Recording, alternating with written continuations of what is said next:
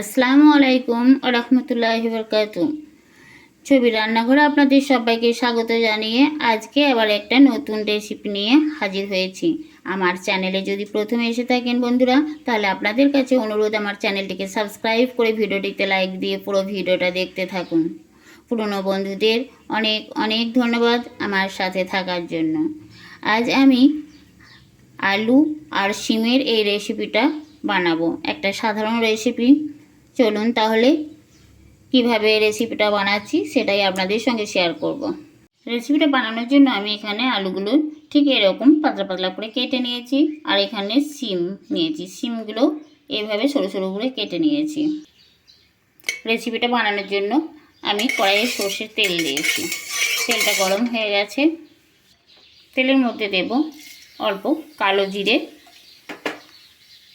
আর দুটো শুকনো লঙ্কা ছোট ছোট টুকরো করে কেটে নিয়েছি।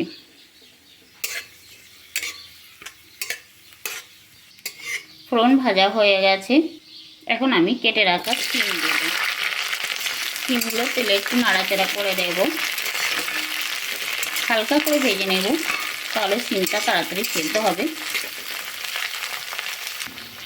এটা একটা সাধারণ রেসিপি। শিমের রেসিপি অনেক রকমভাবে অনেকেই বানায়। আমি যেভাবে বাড়িতে আজকে বানিয়েছি সেটাই আপনাদের সঙ্গে শেয়ার করছি। প্লিজ বন্ধুরা ফুল ওয়াচ করে দেবেন, ভিডিওটিতে লাইক দিয়ে। কিছুক্ষণ তেলে শিমটা নাড়াচাড়া করার পর আমি কেটে রাখা আলু দেব পরিমাণ মতো লবণ, দেব হলুদ গুঁড়ো। লবণ আর হলুদ গুঁড়ো দিয়ে তেলের মধ্যে কিছুক্ষণ নাড়াচাড়া করে নেব। তেলে কিছুক্ষণ নাড়াচাড়া করে নিয়েছি। এখন আমি অল্প পরিমাণে জল দেব, যাতে আলু আর শিমটা সেদ্ধ হয়ে আসে। বেশি জল দেব না, অল্প জলটা দিয়েছি।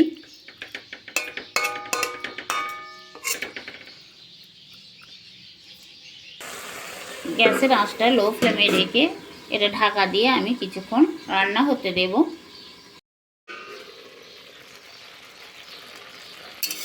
ঢাকাটা খুলে আরেকবার আমি নেড়ে দেব।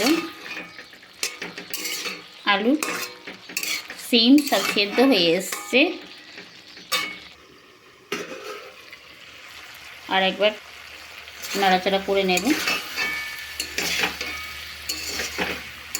গ্যাসের আঁচটা লো ফ্লেমে রেখে এভাবে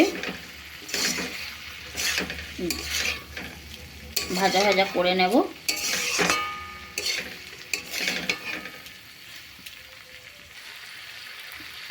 কিছুটা ধনে পাতা কুচি দিয়ে দিয়েছি।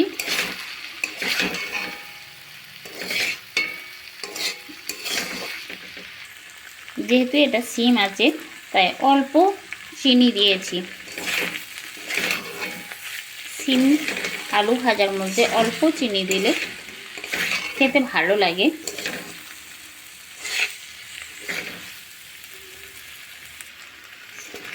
শিম আলু ভাজা আমার হয়ে গেছে।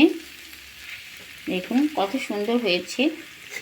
আর গরম গরম ভাতে শিম আলু ভাজা দারুণ লাগে বন্ধুরা। একটা খুবই সাধারণ রেসিপি। কেমন লেগেছে কমেন্ট করে অবশ্যই জানাবেন। আবার দেখা হবে পরের ভিডিওতে অন্য কোনো রেসিপি নিয়ে। আল্লাহ হাফেজ।